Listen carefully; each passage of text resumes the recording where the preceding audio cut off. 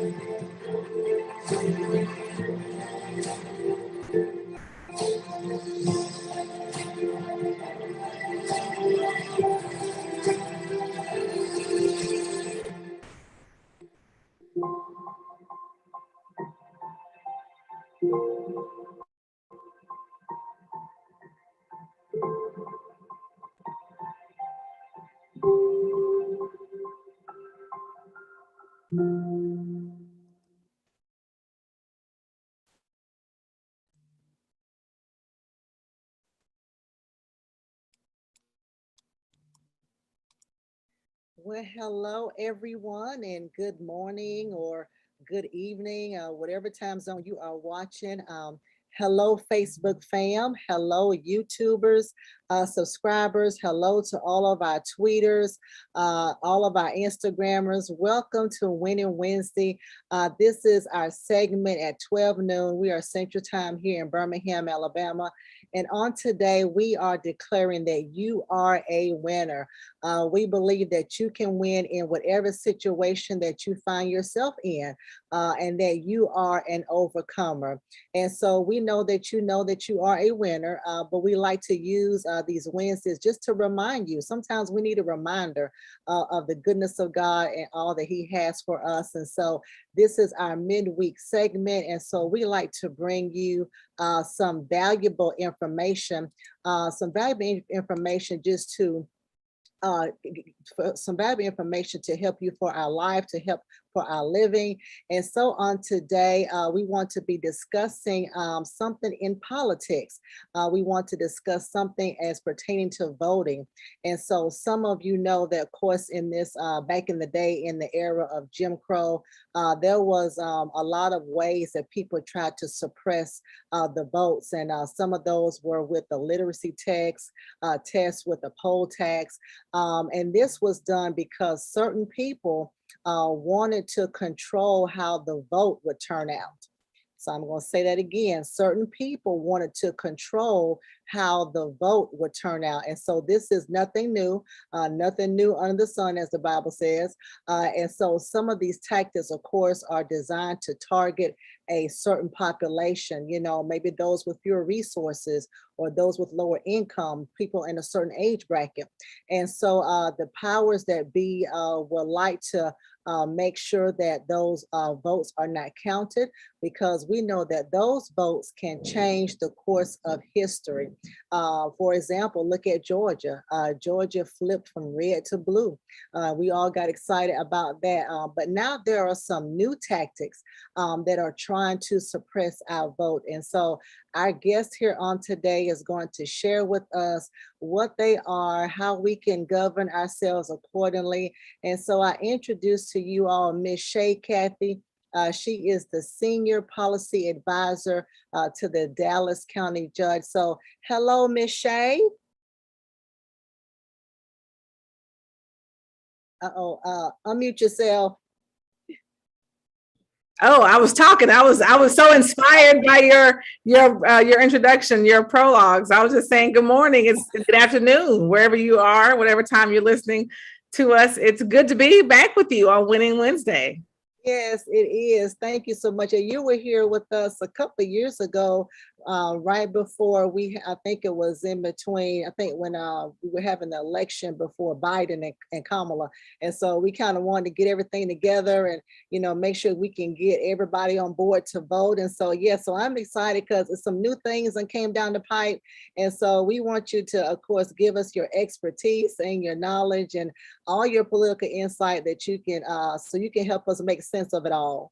Well, I don't thank you for using the word expertise. I'm gonna tell you what I know. So my mom always says, if you know something and you're the only one that knows it, then you're not doing your community any good. So I want to share with you some of the things that I have learned, and hopefully it will help you. So I'm gonna get started. Are you ready? You ready to get started? I'm ready. All right. We all ready. All right. So, like I said, I am happy to be with you. I think it was last year. Actually, I think it was around August last year that I had a chance to come. So, just information about me. If you would like to follow me, you can find me at Shay Cathey on Facebook. I'm at Shay Cathey on Twitter and at the Shay Cathey on Instagram. So, if you have follow-up questions, I would love to continue to talk with you. So, there we go. All right. So let's jump right into it. So like I said, this time last year, I think is when I was here last, and last August, we were about 6 months into the pandemic we know as COVID-19. And in August last year, then Vice President Biden had picked his running mate, which was then Senator Kamala Harris. And of course, we know they are now President Biden and Vice President Harris. And our COVID cases have been, we're starting to climb. They're starting to climb higher. The death toll, the case toll, it was continuing to rise in August. We're not through the thick of it now, but we certainly were in what we thought was the height of it in August 2020. And so we were about 2 months from a very, very important election, not just nationally, that was an important election, but you also had local races and state races that were going to be on this ballot. And so states were trying to figure out how are they going to manage elections amid these COVID-19 concerns. And of course, counties have to follow the guidance set by the state or previously established local rules on elections. So they were forced to pivot really quickly. 2020 was unlike any time we had ever seen. And I've been joking, Pam, that we need to find a new word for unprecedented because we keep using that word over and over again. So we need a new word because truly 2020 was unprecedented. So in elections departments all across the nation, they were forced to pivot quickly. And so most states had to adjust their normal practices or their previous standing policies following guidance from their Secretary of States because they had to hold these elections. So we weren't going to not have the elections, but there were concerns about voter safety, about worker safety. So they had to start to figure some things out because we were going to have this election. So that's what was going on around this time last year. And so let's look at election 2020. In the midst of this global pandemic, we had record turnout across the nation, record turnout. There were early voting, there were absentee or vote by mail, depending on what state you live in. People call it different things, but voting by mail, absentee balloting, and then of course, election day opportunities. And so if you look at this bottom left-hand picture, this is what it looks like all over the country for people who had to vote in person. They were masked up. They were trying to distance. You see people sitting down in chairs. They were going to make the most of their opportunity to vote on election 2020, because for one thing, we were deciding who our president was going to be. Was it going to be the current president, or was it going to be a new president? So America had to wait, though, 4 days as the results of states were being counted, because states, we discovered as we all watched together, states counted votes differently. Everybody didn't count the vote the same way because there's no federal standard for how you count votes. And I think for a lot of people, it was an eye-opener as we watched. I know in 2000, there was some discrepancy about the state of Florida. So we had seen it happen before where perhaps one state wasn't finished counting. And I think in 2004, there were a few states, I think it came after midnight or like on Wednesday when that election was called. But we had never seen, in our recent history where you have a vote on Tuesday and you're talking about 4 days. We did not know who the winner was, largely because of how the votes had to be counted. Because there was such a record turnout and states were counting them in different ways. And remember, so many of them had adjusted and expanded access, which really increased participation. So there was no expectation really that it would take this long. But again, they had never counted this many votes. And because they expanded the access, more people chose to participate, which led to record turnout. So y'all remember, and depending on what station you watch, I chose pictures from CNN, but all of them have this ongoing coverage, right? Election 2020. So it was the election with the correct results, but it felt like the election that wouldn't end. So if you watch CNN, you saw that magic blue wall, and you saw how John King would touch it, and he was kind of telling you it was flipping. So I pulled a few of these slides because this is how long it took. Really, literally every vote was counted, and I think that's why some people are so let me find the right word, discouraged at people not feeling like the vote was counted properly, because we literally saw it with our own eyes. We could see, to the extent possible, you had cameras going inside some of those states in their counting centers, not to see the actual vote itself, but to see that they were doing their very best. You could see them, working these long hours. So for the election results to come out after we see how long it took, and then people to contest the election results, I think that was discouraging for a lot of Americans to say, hey, look, it took 4 days.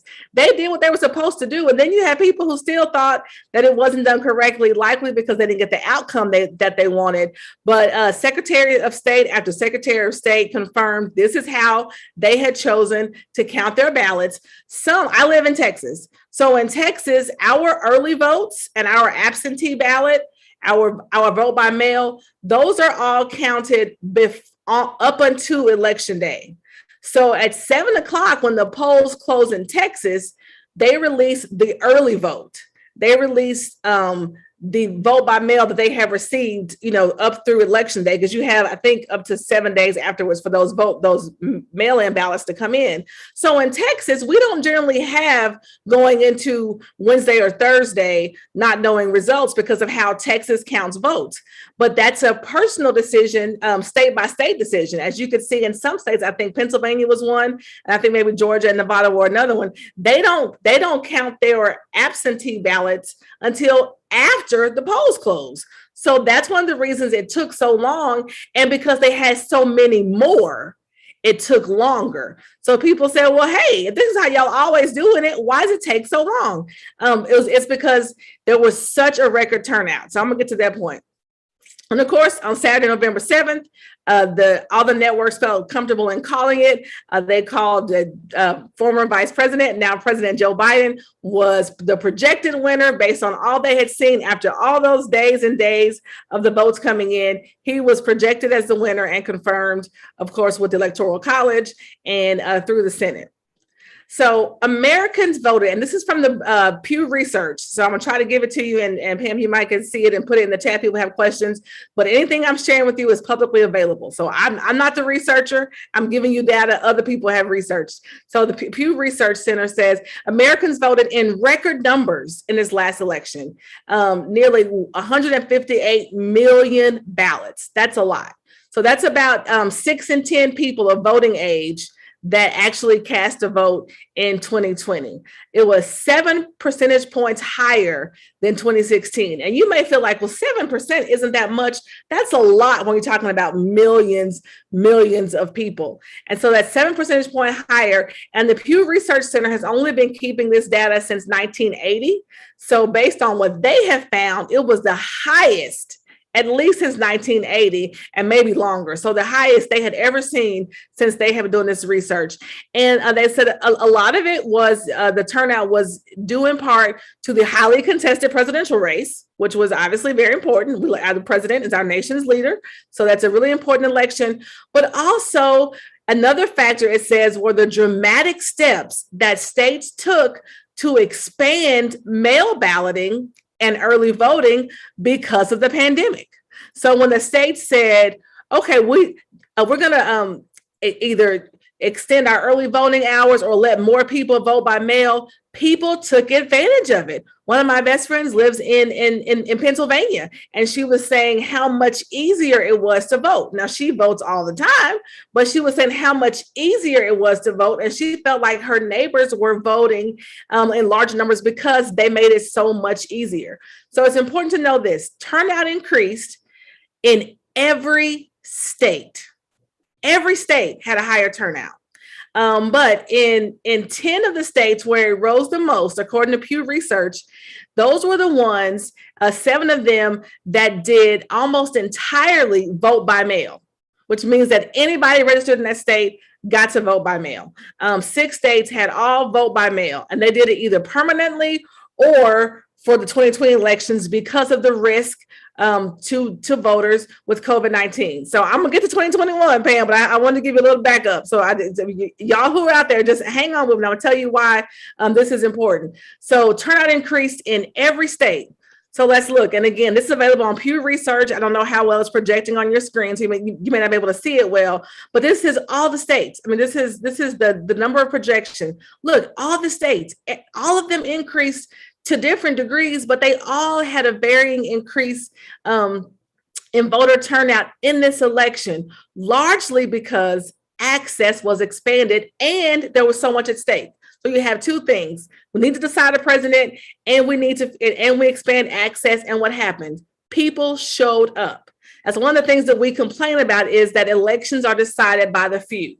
This election was not decided by the few. It was decided by the many, because people showed up. And if you spend a few minutes and you come back, when you listen to it again on Facebook, you can hit pause and you can find your state and you can see what percentage point increased. And as a result, lots of elections were impacted, and some of the parties changed hands, or they increased their strength. But remember, every state, it doesn't vote the same. We have red states and blue states and purple states, but all the states Even the red states increased their voter turnout. The blue states increased their voter turnout. So it wasn't like just a few people had a chance to do this. They increased in every state. So so you have a really important race, which is the presidency, and then you have other races. And so on the general election day was Tuesday, November 3rd. I left out November there, but Tuesday, November 3rd, 2020. And in Georgia, they had to have a runoff for the U.S. Senate for both seats. So the runoff was Tuesday, January the 5th. But Georgia had the same voting practices for both events or both elections, but both events because it was the same election. So they couldn't change any policies in the interim between November and between January because it's legally, technically the same election. So it took longer for the elections the same way for the results to come in for this Georgia runoff because they had the same practices. So they couldn't change how they did things and how they counted the votes. So while it took well into the night, I think it well into Wednesday morning for them to declare winners because it was the same procedures as that Georgia had for their general election. So, all right. So now here we get to what's happening now. Remember the show? It was what's happening, and then they came back and what's happening now. So that's what happened. So now we're in 2021, and we are saying, hey, what's happening now? So 2021, we have a new president and a new vice president. We have a new Senate Majority Leader. We have the returning Speaker of the House. We have a similarly staffed conservative Supreme Court. So how will states respond this year as it relates to voting? We saw what happened in 2020. We are still, even though we thought we would be better off, we are still in the thick of this COVID-19 pandemic. But we saw what happened when you have a really important election and you expand access, people turn out. So it's like, well, hey, what will states do? Now that they know that when you have important elections, if you expand access, people will turn out. Well, how will states respond? So let's see how they responded. In 2021, 18 states have already enacted 30 laws this year that will make it harder for Americans to vote. And this is according to the Brennan Center. Again, anything I'm giving you, it's available publicly online and you can find it out for yourself. But this was posted on July 22nd. So just 2-3 weeks ago, 18 states, I want that to resonate with you all. 18 states have already enacted 30 laws this year that will make it harder for Americans to vote. So it makes you think, well, we had this global pandemic that we still have currently, by the way, and we expanded access. And when we're talking about access, we mean access to the poll to vote, not changing who could vote, but just expanding access. Perhaps some states expanded early voting hours or added additional early voting locations.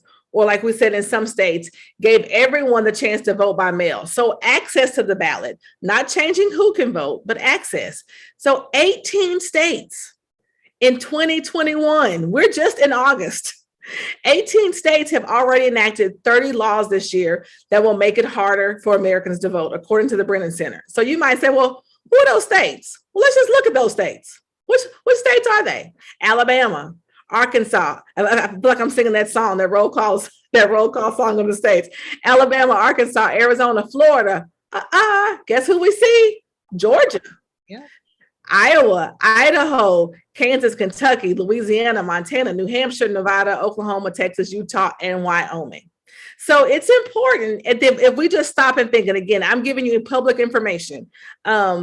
We saw, like you said, like you mentioned in your introduction, Georgia had record turnout. And as a result of their record turnout, the results of their election were different than they had previously been because you had a really important election and you had expanded access for voters. Again, not letting anybody vote, the people who had the right as Americans, citizens who are duly registered to vote, and they had a change in their pathway. And how did they respond? By putting in harsher laws. Now, let's just stop and let that think for a minute. And you said it at the very beginning.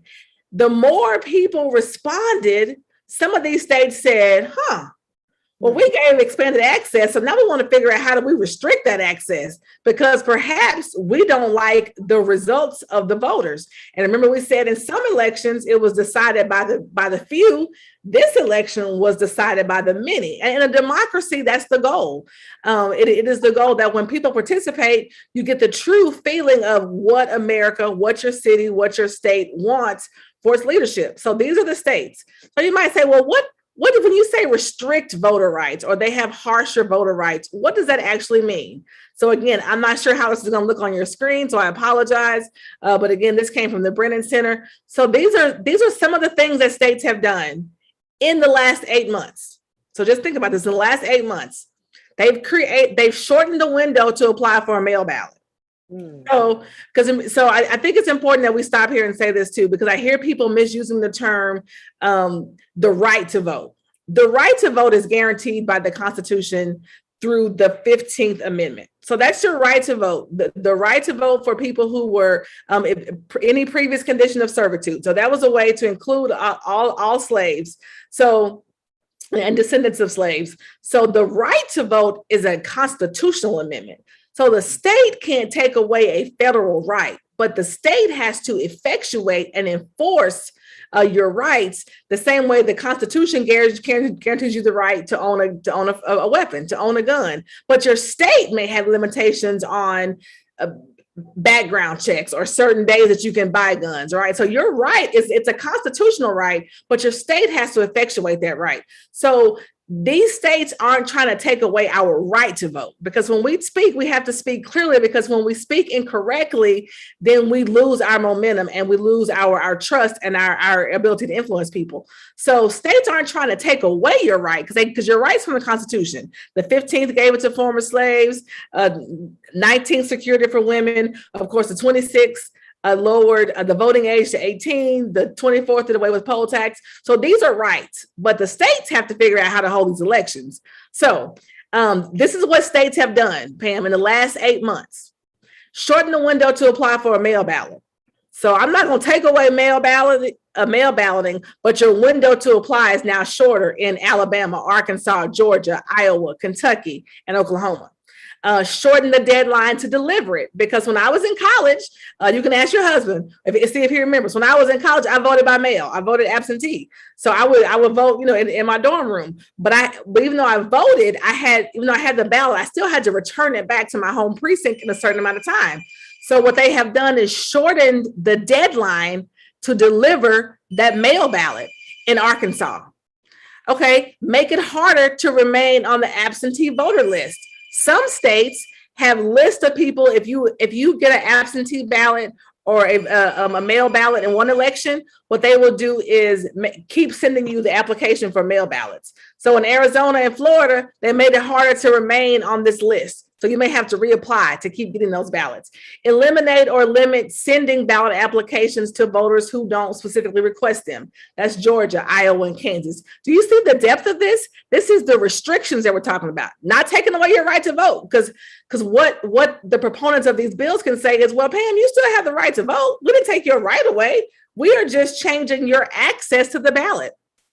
Other things, restricting assistance in returning a voter's mail ballot. So, these are just things. Look at those states: Arkansas, Florida, Iowa, Kansas, Kentucky, Montana.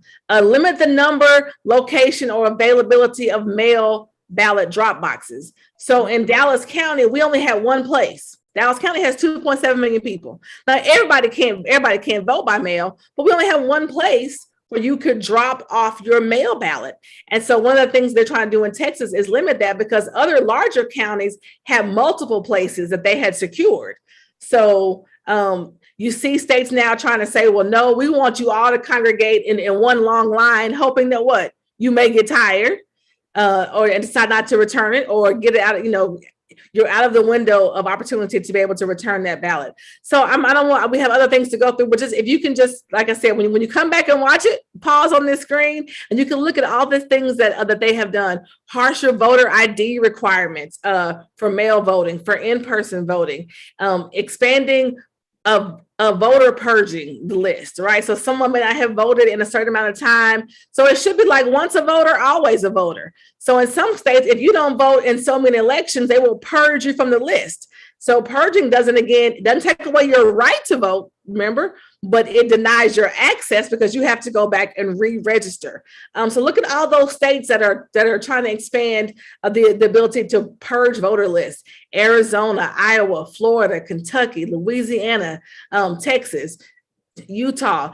These are just things that are really so significant. And these are the types of ways that sometimes we see state leadership and state legislatures respond when elections don't go the way they presumed that they might go. You can look at, and in Georgia, I think this is the one that was the famous, right? Banning snacks and water to voters in line. Now, so now you may be limiting the number of polling places that we have. You may be reducing early voting hours. So I stand in line, but somebody can't bring me some water, can't bring me a snack. So, I mean, these are small attempts. And again, not taking away your right to vote. But if you have to stand in line for 3 hours, you might get thirsty. Well, now you can't be provided with water based on some of these laws. I see in Montana that they are eliminating election day registration, which was previously available. In Texas, that's not available.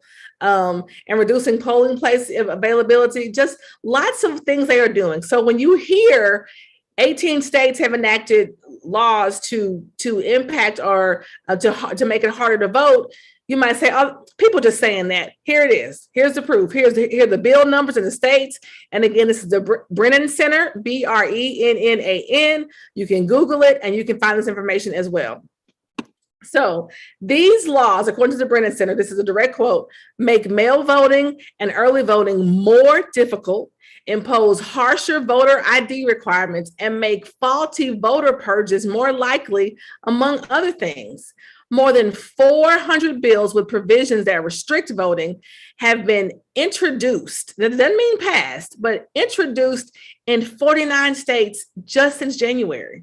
And depending on your state and when your legislature meets, I live in Texas. Ours meets 5 months every other year. So we have a short window to get legislation passed unless the governor calls a special session, which I'll discuss in a minute, which of course our governor has done. And in the special session, only the governor can set the agenda. In a regular session, anyone can file a bill. It may not all get through, but in a special session, the governor sets the agenda. So again, these laws just make it that much harder. They make it harder. And they also mean that if they allow these voter purges, there's usually some kind of mistake. So people can be accidentally taken off these voter rolls and again, have their access to the ballot denied. So like I said, everything's bigger in Texas, right? That's kind of our saying. Everything's bigger in Texas. And so if you have been following the news, if you watch Winning Wednesday, I'm sure that you are up to date and that you are someone who is aware of what's going on in your community. So in Texas, when our regular session ended on the last day, we had 51 Democrats who left because the Republicans in our state hold the majority in our House. So we had, in Texas, you have to have 100 members of our 150 member legislature present to do business. That's how they've always operated. You cannot, so that's our quorum for conducting business. You cannot do business, you don't have 100. So we had more than 51 walk out so that they could stop and try to and kill SB 7, I believe. I'm not sure the number in Texas. No, SB 1111. So I'm sorry, I'm gonna get the number wrong. The voting restriction bill in Texas, when these Democrats walked out. So after they walked out, they stopped it sufficiently for that session, but our governor called a special session. And on the agenda is voting rights. And he says that he will, they're calling it voting rights, other people calling it voter suffrage, voter suppression, but he wants to get abridgments to access passed in some type of bill in the Texas legislature. So he has said he's going to continue to call special sessions after special session until we get it done. He went so far, Pam, in our state, in our state budget to line item veto the salaries of the legislature until they get a voting bill passed. So effective, I think September 1, this is August, September 1, if they don't have a voting bill passed, anyone who works for a state senator, a state representative, that legislative branch, they will not be getting paid for their job. Wow. So this is how serious he is about getting a law passed, a bill out of both chambers, and him signing it into law, that he is threatened to withhold people's salary. Now, again, in Texas, our state reps and state senators don't have a salary. They have a stipend. So they make, I think it's $7,200 a year. So you have to have someone with a full-time job. But the people who work for them, their legislative staff, that's their full-time job. That's how they pay their mortgage. That's how they pay their bills. That's how they buy food. That's how they pay their car note. So both Republican and Democratic, if you're in the legislative branch, if they don't get this bill passed, he has line item vetoed, which they're not even sure he has the authority to do that, line item veto and not pay them. They will not get paid while they are working until that's how determined they are in Texas to get a bill passed. So many of our state reps continue to remain in Washington, D.C., trying to lobby the United States Congress to pass the For the People Act and the John Lewis Voting Rights Act, because the federal protection will provide some of the things that could stop Texas and Georgia and some of the other states that have had some of these some of these restrictions in place. If there's a federal law, then the federal law will supersede the state law, because it will be, this is how you have to, these are some mandates that are required for elections. So they decided, well, if we're not going to be in Austin to have this quorum, then we're going to go to and take our case to the nation's capital. So many of them have been there since the end of June. And the first special session ended on Friday, and he called the second one to begin immediately on Saturday. So some Democrats have decided to return home, because it is a financial expense to not be at home, to be taking care of your bills at home, and to be there. And for many, it's an emotional expense, because some of them are married, some of them have small children or have elderly parents and caretakers. So they still have enough to break quorum. They still don't have 100, but I think the last time they convened, they had 94. So if they get 6 more people to show up, they will be able to have quorum and then begin debating these voter restriction laws. So everything's bigger in Texas. So that's what's going on. All the eyes of Texas are upon you, but I think the eyes of the nation are upon Texas right now. So we've talked about the states that have done their voter restricting access, making it harder to vote. But I think it's important that we share this too. That 25 states have enacted 54 laws with provision to expand voting access.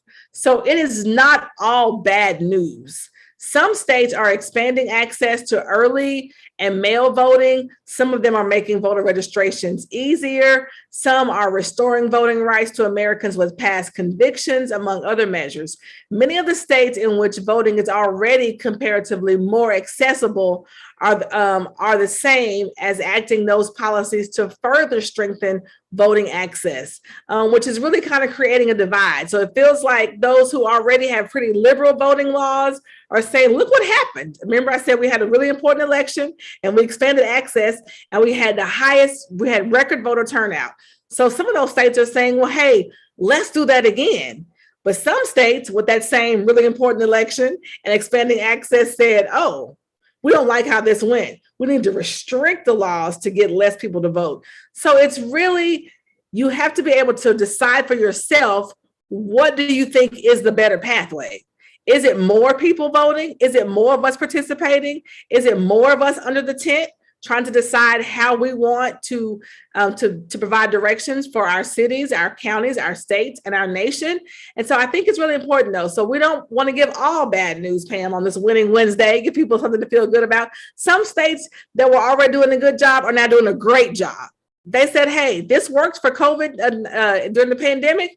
Guess what? Even when COVID goes away, because I believe that COVID will go away, right? So I am with you, standing in faith and hope that we will not always operate under this cloud of COVID-19. But they're saying, let's make this law. Some of the things that we did to make it easier because of COVID-19, let's strengthen our voting, our voting and our access, because that's what we want to do.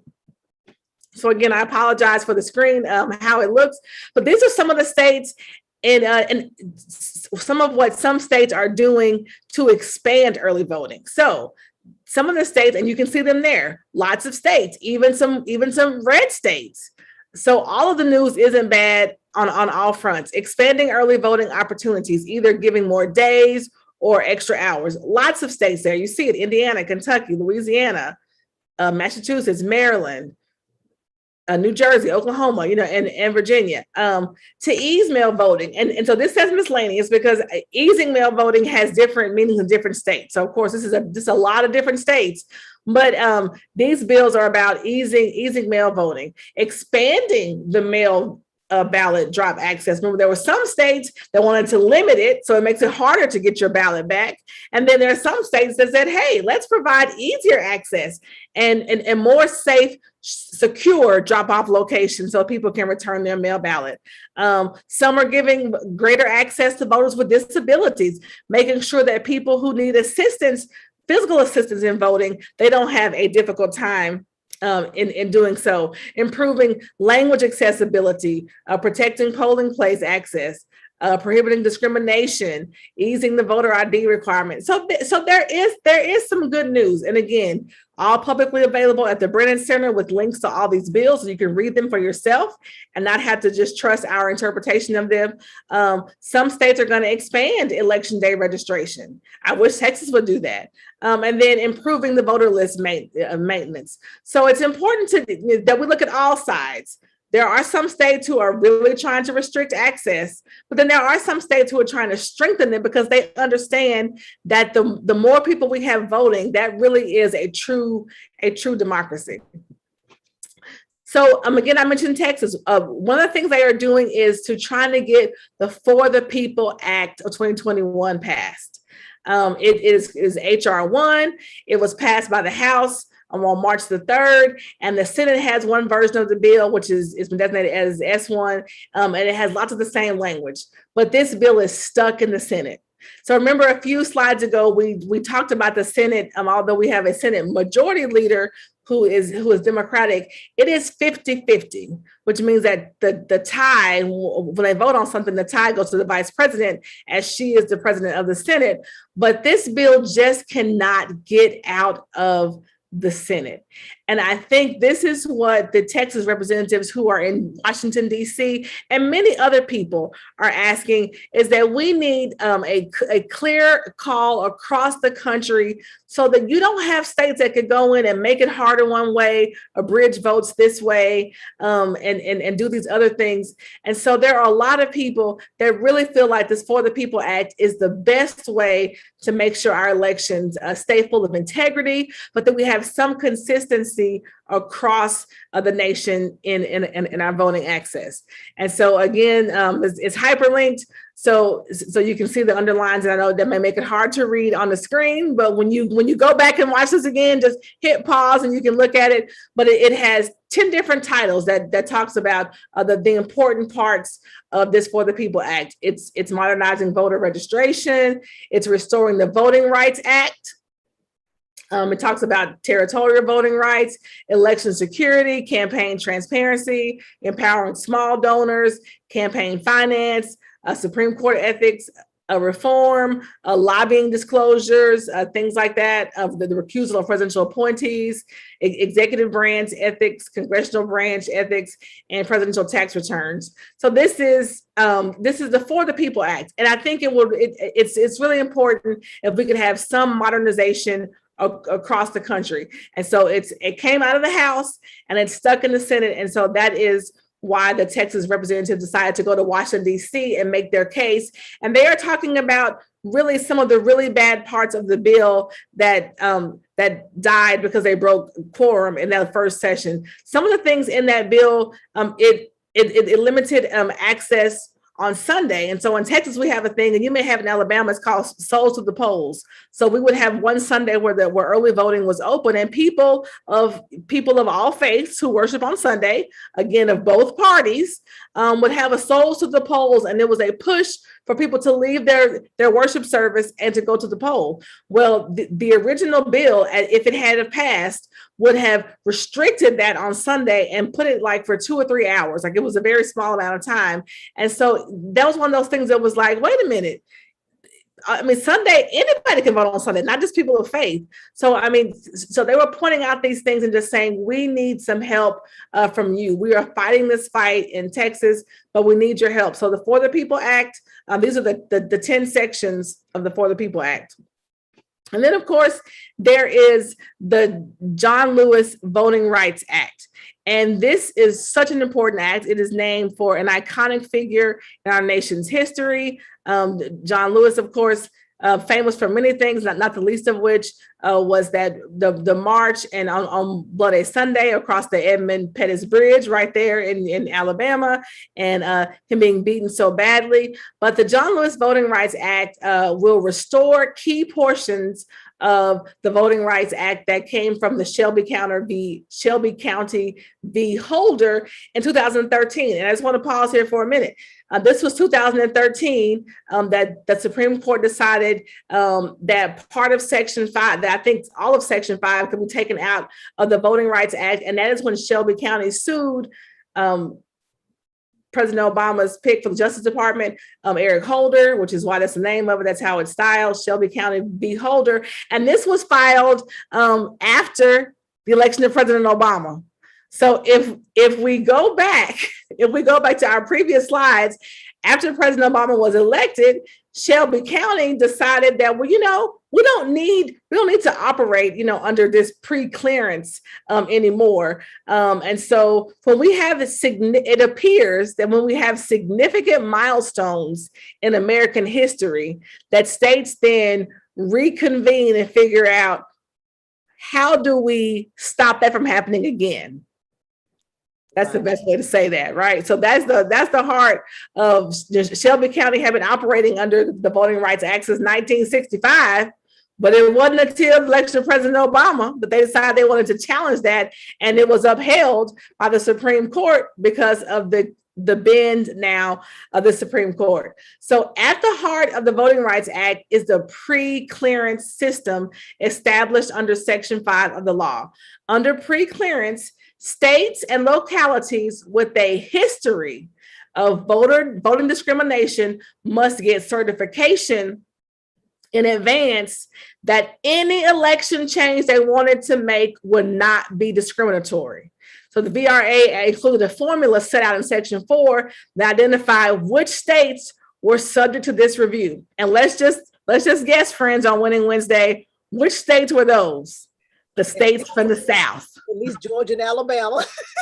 And Texas, states in the South, states that had a consistent history of voter discrimination. And those were states that were also part of what? Part of the Confederacy. So a lot of this stems back to centuries of discrimination. And so these states had to get pre-clearance before they could change anything.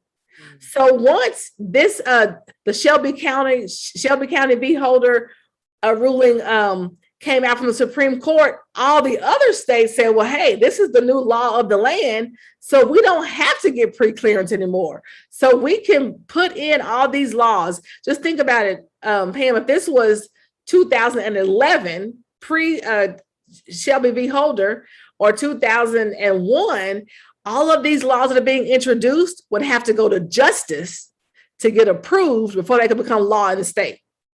So some of these things they are doing now, they wouldn't have even thought about doing because they knew they couldn't get clearance from justice. And I don't mean just the Justice Department in a Democratic presidency, the Justice Department in other presidencies as well. They had to go through the Justice Department before they could make some of these abridgments and limit access. And so they didn't do it. They just didn't even try. Some of them didn't even try to do it. Sure, they tried some bills, but all these bills that we've seen, what did it say? 400 bills that that have been filed. You wouldn't have had that many because they knew they wouldn't have gotten pre-clearance. So the John Lewis Voting Rights Act is so important because it will restore pre-clearance, and it would make sure that states with a history of discrimination, with a history of targeting certain groups of people, certain races of people, that those states would not be able to change laws as the result of an election without getting pre-clearance from the Department of Justice. So this law is really, really, really important. Like I said, in the Shelby County decision, it invalidated this formula, and it said it was too out of date. And the heart of this, some of the sentiment in this was that if America can elect a Black president, we no longer need to be subject to this pre-clearance because we are now in a post-racial society. So that was some of the sentiment behind the filing of the Shelby County lawsuit, because they were saying it's out of date. Look at it. We have a Black president. We have overcome as a country. We don't need these laws anymore. So for 50 years, these states, remember, these states, here they are: Alabama, Alaska, Arizona, Georgia, Louisiana, Mississippi, South Carolina, Texas, my home state, and Virginia, and a number of other localities elsewhere. They couldn't pass these laws before Shelby County because they had to get pre-clearance. They could pass the laws, but they couldn't become law until they got pre-clearance. So now, according to the Brennan Center, these same states are now passing these restrictive laws because they no longer have pre-clearance is no longer required. So that's why I kind of wanted to back up in some of that 2020 stuff so you could clearly see that as some of the states made gains, or as states have these record turnouts and elections changed, outcomes changed, when they changed, then these states that were previously under pre-clearance now are passing the laws because they perhaps don't like the outcome of these elections where access was expanded. And so this is what I said last year. Pam, remember at the end of what we talked about last year, if it wasn't clear before, if your grandmama told you and you just didn't believe her, Big Mama used to tell you didn't believe you, Pastor John used to tell you didn't believe him, your teacher at high school told you didn't believe him. The Black vote matters.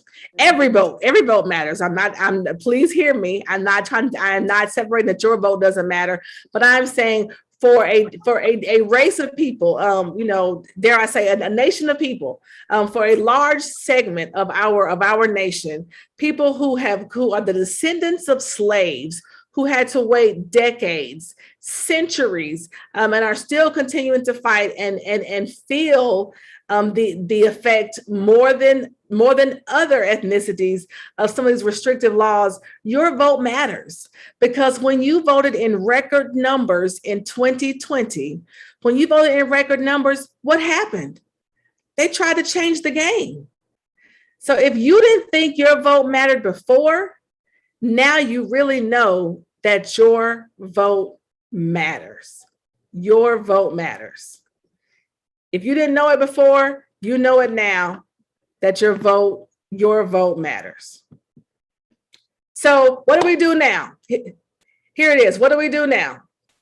So let's bring this home. Start at home, right? What do we do? You've heard this information. What do we do? Begin in your home state. What has your state done since 2020? Go find out. And if you don't know, again, you don't have to be an expert on these things. I'm not an expert. I'm reading and sharing with you what I read. Go to Brennan Center, figure out, has your state filed any laws? Are they restrictive? Do they restrict access, or do they expand access? Contact your state representative. We said this last year. Know who represents you. Contact your state rep. Contact your congressional rep. Call Washington, D.C. They have a Washington, D.C. office. They also have an office in your hometown. Call them. Contact your U.S. senator. If voting rights matters to you, expanding access, call them. Compel them to do something to make sure that we continue to have voting access. Do your own research. Do what I did. Find reputable organizations. Find those nonprofits that do research, that just put out data. Find organizations, listen to trustworthy voices. If you're watching Winning Wednesday, you know the good work that this church does in your community. You know what they mean to your family, to your friends, their circle of influence. Continue to trust them. Go listen to see what they're putting out, sharing information. Again, we're not advocating for any political party. We're not advocating for any candidate. We are talking about doing research to see what affects you. Do not vote against your own best interest. And then make a plan for your next election. Figure out, hey, if your access has been limited, if hours change, figure out when the next election is, when you're going to vote, how you're going to vote, and who you're going to take with you. And then remember that every election matters. Everyone. The school board election, the city council election, they all matter. It is just really important that you do this. So Pam, that's what I got. I don't know if we have time for questions because there's a lot of information. But yeah, there we are. So it's been great sharing this with you. Again, Pew Research has a lot of good information. The Pew Research organization, the Brennan Center, any of those can really help you figure out how to know what's going on in your state, in your community. So. Shay, this was great. No, I'm telling you, you have peeled back all the layers of voter access and how there are people are trying to have laws and implement policies just to deny us or to try to curb our access. We have the right. Thank you for explaining that and making that difference. No one can take away our right. However, they are trying to, or some people are, not all states, because you did point out the positive, how there are some states who are saying, well, hey, this is good. We're going to make sure there's more access, but there are some that are not. This was great. This was awesome. I mean, there's no room for questions. I did have one. So I know you mentioned the People Act, the For the People Act and the John Lewis Voting Act. So with the John Lewis Act, do we still have to make sure that one is still implemented? Is that one, we need to vote on that to make it? No, great question. I didn't say that. So they both have, the For the People Act has passed the House. Our issue is the Senate. The issue is the Senate. They won't remove the filibuster. So I think they want to keep that tradition, which again was born really after the Voting Rights Act. I mean, if you go back and look at when the filibuster was introduced, I think it was introduced in the 50s and 60s. It may have predated the Voting Rights Act, but it also came as a way to stifle some of the progress that was being made. So some of these traditions are still steeped in discrimination. So it's in the Senate. So it's important for us to contact our senators. If we can get this to the floor, then they will vote on it and it can become law. It's important that we find friendly voices who understand that everyone is entitled to have their right protected.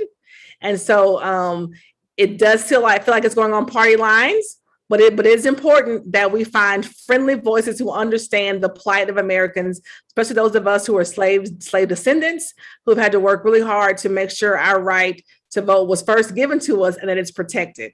So it's in the Senate, it is stuck in the Senate, but if it passes, then President Biden has assured that he will sign it into law. Yes. Okay. So we need to contact our senators. Contact your U.S. senators, correct. Okay. I wrote that down because we'll be doing that. And then if, how do we know? So for example, something has been implemented, like for example, the mail-in ballot. So they have, made sure that the deadline is a little bit sooner. So how do I know about that kind of stuff so that when I get ready to send it off, that I'm like, oh my gosh, I've missed the deadline? So once states pass laws, your county has to again effectuate and put those laws into practice. So start with your county elections department and ask them for the most updated information on mail-in ballots, because I think like in Texas sometimes those laws become effective on September 1st. Sometimes they go into effect sooner. So depending on when it goes into effect, if you have an election before that, but always start local and work up. So start with your county election department and ask for the most up-to-date information. Are there any laws that have changed so I can ensure that my ballot gets back on time? If there's any changes, so start local and work your way up. Okay, gotcha. Okay, this is good. And then I noticed, in some states, and particularly Georgia, because they're just right next to us. I noticed that, I hear a lot of people complaining there's one poll for all these massive amounts of people. How can we get more polling or more polls to that particular area? Is that a state level or local? That's usually a county level, unless the state limits or restricts it, which again, some states are trying to do, trying to limit the number of polling locations. But generally, that's a local level. Again, in Texas, our counties determine the number of precincts and the number of polling places. So again, if you want more early voting locations in Texas, our commissioner's court decide the number of early voting locations. So if you're in Texas and you're watching, you would contact your county commissioner or the county judge, because they set the polling locations. And I'm sure it's the same way for other states, is that's done at the local level, either your city or your county. So if you want to encourage them to expand more locations, you need to contact your city elections department or your county election department, because they would be the ones that would determine the number of polling locations. Okay. And so let me ask you, with all of these different changes, do you think, and this is your personal opinion, do you think it's going to limit the voter turnout? Do you think it's kind of going to make people be like, you know what, I'm not going through all this stuff, forget it? So you know what? That's a really good question. I hope it will empower people. And like we said, you see kind of this pattern that when certain groups make gains, then other groups try to restrict or limit those gains.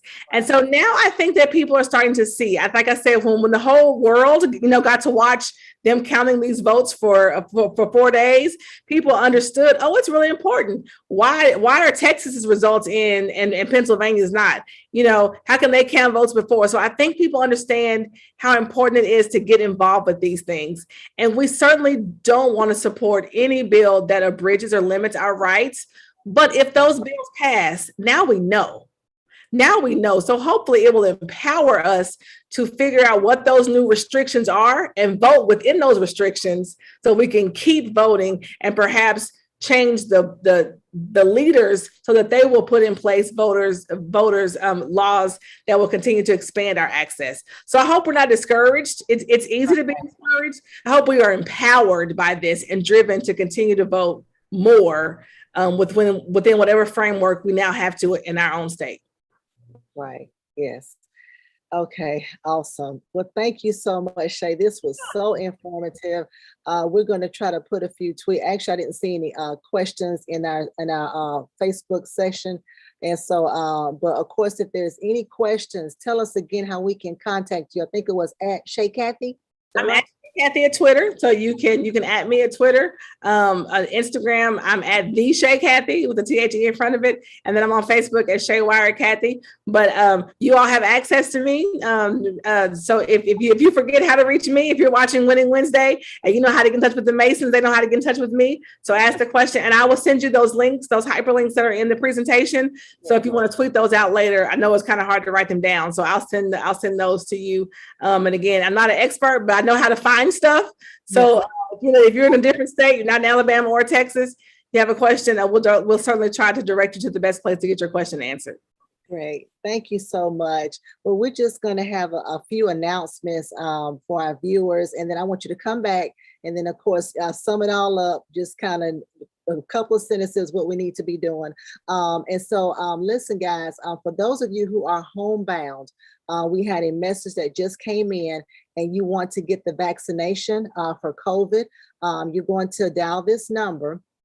It's area code 205-858-2221.